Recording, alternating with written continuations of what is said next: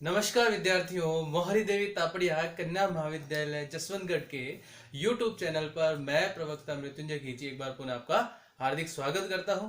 विद्यार्थियों, हम जो है वो हड़प्पा सभ्यता या सिंधु घाटी सभ्यता की पिछले वीडियो में बात कर रहे थे और लगभग आज हम जो है इस सभ्यता को समाप्ति की ओर ले जा रहे हैं। विद्यार्थियों, हमने प्रारंभ में जो सिंधु घाटी सभ्यता के विभिन्न स्थलों से लेकर और इसके सामाजिक और आर्थिक जीवन की, राजनीतिक जीवन की, प्रशासन की बात की थी। आज हम जो सिंधु घाटी सभ्यता है इसके धार्मिक जीवन की बात करते हैं। और मैंने आपको बताया था पिछले की वीडियो में कि धार्मिक जो है ये लोग रहे हैं, क्योंकि इनकी जो भवन है उन भवनों में कहीं कहीं पुरोहितों के रहने की निवास के प्रमाण मिले हैं। और हम जो है वह ये भी बात कर रहे थे कि धार्मिक स्थलों पर जो है सामूहिक रूप से स्नान करके और पूजा आराधना करते थे। और जाहिर सी बात है कि जो इनकी मोहरें हैं उनसे और इनके चित्रों से भी हमें जो है इनके धार्मिक होने की जानकारी मिल रही है। तो धार्मिक होने की जानकारी चित्रों एवं मोहरों से हमें मिल रही है, प्राप्त हो रही है। धार्मिक जीवन की बात करते हैं तो सिंधु घाटी सभ्यता के जो है अलग अलग प्रकार के धार्मिक स्वरूप की बात हमें देखने को मिलती है कि यहाँ पर पुरुष भी है, वो देवता के रूप में पूजे गए हैं, या स्त्रियां जो हैं वो देवियों के रूप में पूजी गई हैं। इसके अलावा यहाँ से हमें वृक्ष पूजा, यहाँ से हमें पशु पूजा, यहाँ से हमें प्रतीक पूजा, सूर्य पूजा,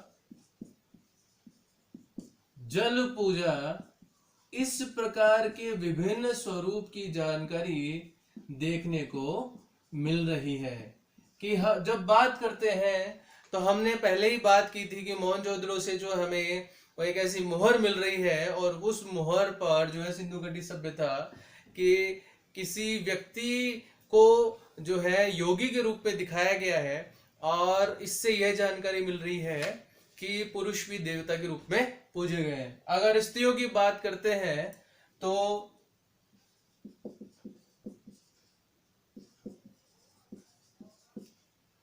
स्त्रियां जो है वो मृण मूर्तियों में बहुत अधिक मात्रा में स्त्रियों की मिली है। तो मृण मूर्तियों से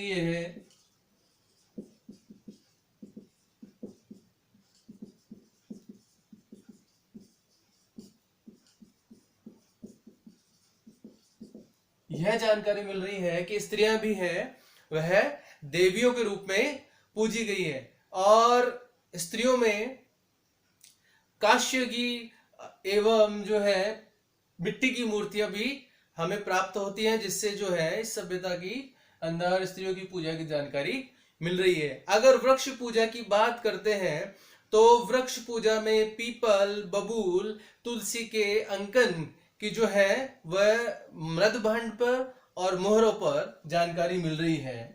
पीपल, बबूल की जानकारी चित्रों के रूप में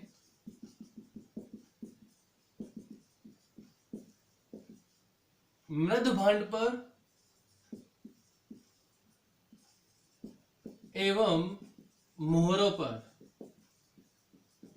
इसके अलावा अगर पशु पूजा की बात करते हैं तो एक सींग वाले जो गेंडे हैं उसकी हमें, या बैल, कुबड़ वाले बैल की जानकारी मिल रही है कि उसकी पूजा की गई है। इसके अलावा कहीं कहीं हमें नाग पूजा से भी जो है नाग पूजा की जानकारी भी मिल रही है। और कालीबंगा से एक वृषभ की ताम्र मूर्ति मिली है, तो इससे जो है पशु पूजा की जानकारी मिल रही है। तो वृषभ की ताम्र मूर्ति या एक सींग वाले बैल, कहीं कहीं से गेंडा भी लिख रहे हैं कि पूजा की जानकारी प्राप्त हो रही है। इसके अलावा प्रतीक पूजा के लिए देखते हैं तो कहीं कहीं हमें स्वास्तिक या क्रॉस के की जानकारी भी प्राप्त हो रही है प्रतीक पूजा के रूप में। इसके अलावा शिवलिंग जो है, शिवलिंग पूजे जाने की जानकारी भी सिंधु घाटी सभ्यता से मिल रही है। इसके अलावा जब सूर्य पूजा की बात करते हैं तो यहां से हमें जो है वो सूर्य पूजा की जानकारी भी मिल रही है। इसके अलावा कहीं कहीं जल पूजा की जानकारी भी मिल रही है कि कुएं और वृहद स्नानागार जो प्राप्त हो रहे हैं, जो पेयजल के रूप में काम में लिए जा रहे हैं, और जल पूजा की जानकारी भी सभ्यता से हमें मिल रही है। तो विशेष रूप में अगर आप शिवलिंग की बात कर रहे हैं तो इसको दूसरे रूप में यह भी लिख सकते हैं कि लिंग एवं योनि की पूजा की जानकारी भी मिल रही है। तो विद्यार्थियों, इन सभी प्रकार के पूजा या स्तुतियों से हमें जो है इसके अलावा कालीबंगा से हमें जो हवन कुंड के साक्ष्य मिल रहे थे, उन हवन कुंड के साक्ष्य से भी हमें पूजा की या जो है स्तुतियों या आराध्य देवों को याद करने की जानकारी मिल रही है। ठीक है, तो धार्मिक जीवन में हम इन सब को देखेंगे तो यह साबित हो जाएगा कि सिंधु घाटी सभ्यता के लोग धार्मिक प्रवृत्ति के रहे हैं। अगर सांस्कृतिक जीवन की बात करते हैं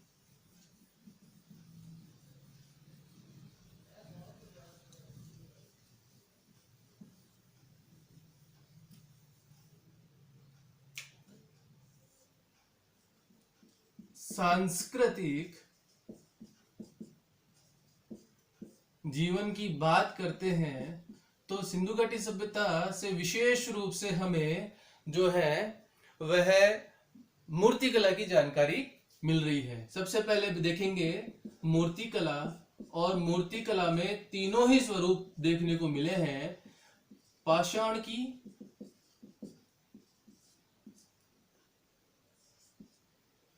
और धातु की, और मिट्टी की। तीनों ही प्रकार की जो है वो मूर्तियां बनाने में सिंधु घाटी सभ्यता के लोग सक्षम रहे हैं।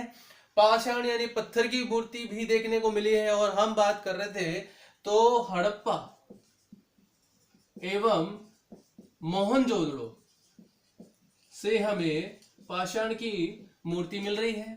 धातु की बात करते हैं तो कांस्य की धातु की मूर्ति मिली है, और मोहनजोदड़ो से हमें यह प्राप्त हो रही है। इसके अलावा अगर मिट्टी की बात करते हैं तो लगभग सभी स्थलों से जो है वो मिट्टी की मूर्ति हमें मिलती है। तो पाषाण मूर्ति के अंदर जो है हड़प्पा से और मोहनजोदड़ो से जो है वो पत्थर की मूर्ति हमें मिली है। और पत्थर की मूर्ति में भी जो है हमने बात की थी तो प्रस्तर की जो योगी की मूर्ति भी मिली है, और ये जानकारी हमें हड़प्पा और मोहनजोदड़ो से मिल रही है। इसके अलावा धातु की मूर्ति जो है वो मोहनजोदड़ो से भी प्राप्त हो रही है, और कांस्य की नर्तकी की मूर्ति जो है वो मोहनजोदड़ो से हमें प्राप्त हुई है। ये सब जानकारी मैं आपको पिछले वीडियो में दे चुका हूं जब हमने हड़प्पा और मोहनजोदड़ो को विस्तृत रूप में पढ़ा है। तो आज संक्षेप में जो है वो आपको यहाँ बता रहा हूँ, इससे आपका एक बार रिवीजन भी हो जाएगा। और मिट्टी की मूर्ति जो है वो लगभग सभी स्थलों से हमें मिल रही है। इसके अलावा दूसरे सांस्कृतिक रूप में देखते हैं तो चित्रकला की जानकारी भी हमें मिली है। यूं तो चित्रकला जो है वो मध्य काल से ही देखने को मिलती है, जिसे हम पाषाण काल का जो मध्य काल है वहां से हमें जो है वो मनुष्य की भित्ति चित्र जो है वो देखने को मिले हैं। उनमें अलग अलग जब नाम मिलते हैं, भीमबेट का नाम मिलते हैं, तो यहाँ से जो है वो शैल चित्रों की जानकारी मिल रही है। और सिंधु घाटी सभ्यता में भी चित्र जो है वह मोहर एवं मृदभांड पर मिले हैं। ये जानकारी हमें सिंधु घाटी सभ्यता से मिलती है। अब तीसरे रूप में देखते हैं मृदभांड यानी मिट्टी के बर्तन। और विशेष रूप में मैं आपको पहले ही बता चुका हूं कि मृदभांड जो है वो सादे एवं अलंकृत दोनों ही प्रकार के मिले हैं। और मृदभांड जो है इसकी चर्चा हम पिछले वीडियो में भी सिंधु घाटी सभ्यता के पिछले वीडियो में बात कर चुके हैं कि जो है उन पर अलंकरण भी किया गया है और वे सादे भी मिले हैं और लगभग सभी स्थलों से मृदभांड हमें प्राप्त होते हैं। इन पर जो है विभिन्न चित्र है और ये चित्र जो है वो पशु एवं पक्षियों के हैं एवं इन पर ज्यामितीय आकृतियां भी बनाई गई हैं। तो मृदभांड से भी जो है इसके अलावा जो चित्र है वो मोहरों पर भी मिले हैं। तो इन चित्रों में पशुओं की जानकारी देखते हैं तो वृषभ, बारहसिंगा और हिरण, इस प्रकार के पशुओं की, मोर, सारस, इस प्रकार के पक्षियों की जानकारी हमें मिल रही है। कहीं कहीं जो है वृक्षों के चित्र भी मिल रहे हैं। तो पशु पक्षियों के एवं वृक्ष के चित्र जो है वो मृदभांड पर भी देखने को मिले हैं। इसके अलावा चौथा बिंदु लेते हैं इस पे मुहर। तो मुहर जो है वो इस सभ्यता की बहुत ही महत्वपूर्ण कलाकृति के रूप में देखते हैं। मुहर जो है वो सामान्यतः व्यापार की जानकारी हमें देती है। व्यापार की सिंधु घाटी सभ्यता के लोगों के द्वारा जो व्यापार किया गया है वह इस मुहर से हमें देखने को मिल रहा है। मुहर जो है वो सामान्यतः यहां से चौकोर या आयताकार रूप में देखने को मिली है। इन मुहरों की जब बात करते हैं तो मुहरें सामान्यतः जो है वो सेल खड़ी की बनी हुई मिली है, सेल खड़ी। इसके अलावा मिट्टी की मुहर भी हमें प्राप्त होती हैं, खड़िया की या मिट्टी की मुहरें भी प्राप्त होती हैं। इन मुहरों पर भी पशु पक्षियों के या वृक्षों के चित्र देखने को मिले हैं। पशु एवं पक्षियों के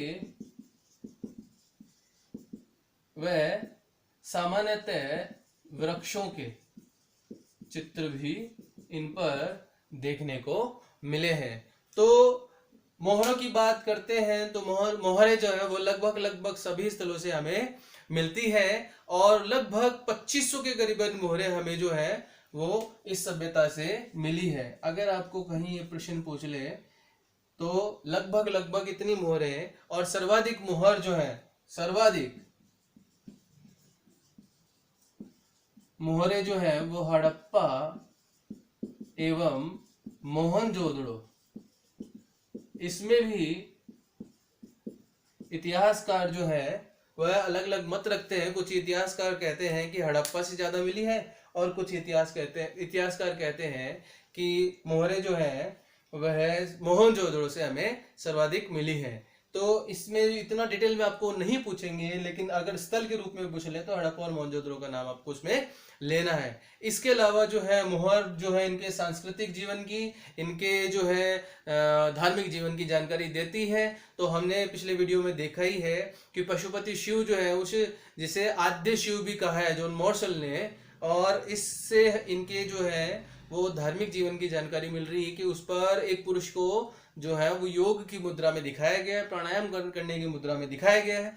और यह जो है उसके दाएं और बाएं जो है वो विभिन्न प्रकार के जानवर, जिनमें हिरण, व्याघ्र और बैल जो है इनको दिखाया है। इससे ये जानकारी मिल रही है कि ये जो है आद्य शिव के रूप में यहाँ पर पूजे गए हैं। तो मोहरें भी हैं विभिन्न, जिनसे इन मोहरों से हमें नाव के चित्र भी मिल रहे हैं, पशु पक्षियों के चित्र भी मिल रहे हैं और वृक्षों के चित्र भी मिल रहे हैं। तो विभिन्न, अगर सिंधु घटी सभ्यता के प्रमुख स्रोतों के अंदर शामिल करते हैं तो मोहरों को शामिल किया जा सकता है। इसके अलावा जब हम इसकी लिपि की बात करते हैं,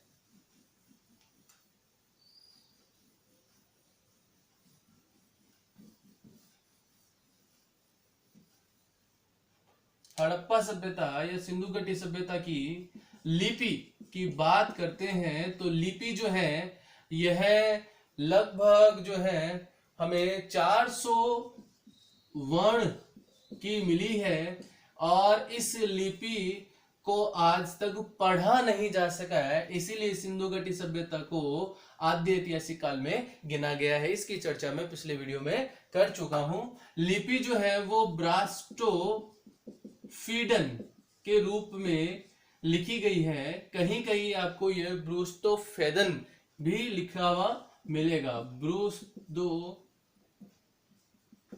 के रूप में लिखा हुआ भी मिलेगा। इसका मतलब यह है कि यह भाव चित्रात्मक लिपि है। भाव चित्रात्मक से हमारा तात्पर्य यह है कि इस लिपि में चित्र है, भाव चित्रात्मक लिपि में चित्र है। ये चित्र ही यहाँ पर वर्ण के रूप में माने गए हैं, और इस में जो लेखन शैली है वह पहले जो है वह लेफ्ट से राइट से लेफ्ट लिखी गई है, और अगली लाइन जो है वह लेफ्ट से राइट लिखी गई है, और अगली लाइन फिर राइट से लेफ्ट लिखी गई है। इस लिपि को जो है कुछ इतिहासकार गोमुद्रिका लिपि भी कह रहे हैं, जो कि इतनी जटिलता से लिखी जाने के कारण जो है वह पढ़ी नहीं जा सकी है। इसके अंदर जो है वह वर्ण जो है वो चित्र के रूप में दर्शाए गए हैं। तो इस लिपि के लिए अगर कुछ महत्वपूर्ण जानकारी देखते हैं तो 1853 में यह लिपि जो है वो सर्वप्रथम देखी गई, और 1923 तक ये प्रकाश में आई। यह लिपि जो है वो 1853 ईस्वी में सर्वप्रथम देखी गई, और 1927 ईस्वी तक जो है इस लिपि को पढ़ने का, सॉरी माफ कीजिएगा, 1923 ईस्वी तक इसे पढ़ने का प्रयास किया गया, जिसमें सफलता नहीं मिली है। इसीलिए जो है इस लिपि की विशेषता होने के कारण सिंधु घटी सभ्यता को आद्य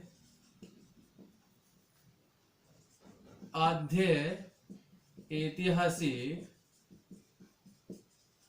काल में रखा गया है। कि कहने का तात्पर्य यह है कि वह समय जिसके अंदर हमारे पास में साहित्यिक स्रोत तो मौजूद हैं, लेकिन जो है इन साहित्यिक स्रोतों को पढ़ने में हम सक्षम नहीं हैं, इसीलिए जो है इसे आद्य ऐतिहासिक काल में गिन रहे हैं। और जब मैंने धोलावीरा आपको पढ़ाया था तब बताया था कि सर्वाधिक बड़े अक्षर जो है वो धोलावीरा से हमें प्राप्त हो रहे हैं, और धोलावीरा से जो बड़े अक्षर हैं उनमें भी इतिहासकार ये बोलते हैं कि मछली के चित्र जो है वो सर्वाधिक देखने को मिले हैं। तो उम्मीद करता हूं कि आप जो है इस लिपि के संबंधित जो भी प्रश्न आएंगे वो प्रश्न हल करने में सक्षम होंगे। अब इसका अंतिम बिंदु जो है वह है सिंधु घटी सभ्यता का पतन, और पतन किस रूप में हुआ है इतिहासकार अलग अलग जो है वो मत प्रस्तुत कर रहे हैं, जिनमें कुछ इतिहासकारों ने कहा है कि इनका पतन बाढ़ से हुआ है, कुछ इतिहासकारों ने कहा है इनका पतन जलवायु परिवर्तन से हुआ है, कुछ इतिहासकारों ने कहा है कि इसके भूकंप, कोलिबंगा से भूकंप के साक्ष्य मिल रहे हैं तो भूकंप आने से इन लोगों की मृत्यु हुई है, और कुछ लोगों ने कहा है कि जलवायु में अत्यधिक परिवर्तन की वजह से, कि गर्मी अधिक तेज पड़ी है या सर्दी अत्यधिक होने से इनका जो है विनाश हुआ है। कुछ इतिहासकारों ने यह कहा है कि प्राकृतिक आपदाओं के कारण इनका विनाश हुआ है, और कुछ इतिहासकारों ने कहा है कि आर्यों से संघर्ष होने के चलते और इनका विनाश हुआ है। तो अलग अलग इतिहासकारों ने अलग अलग मत प्रस्तुत किए हैं। कुछ मत मैं आपके सामने लिख देता हूं, जैसे जिनमें पहला मत जो है बाह्य आक्रमण या आर्यों के कारण पतन है। बाह्य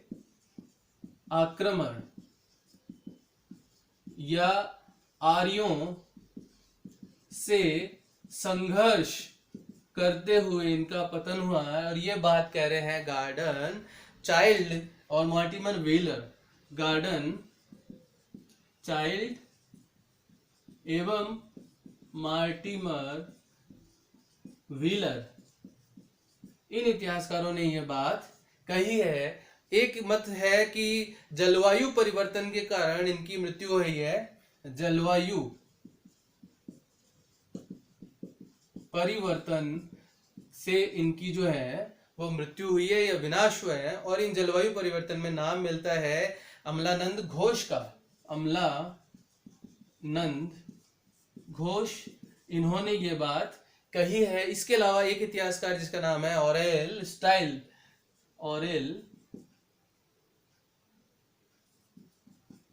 स्टीन या ऑरेन स्टाइल, जिन्होंने ये बात कही है। इसके अलावा जो है जॉन मॉर्सेल कह रहे हैं कि प्रशासनिक शिथिलता, प्रशासनिक शिथिलता आने की वजह से इनकी विनाश हुआ है। ये बात जॉन मॉर्शल ने कही है।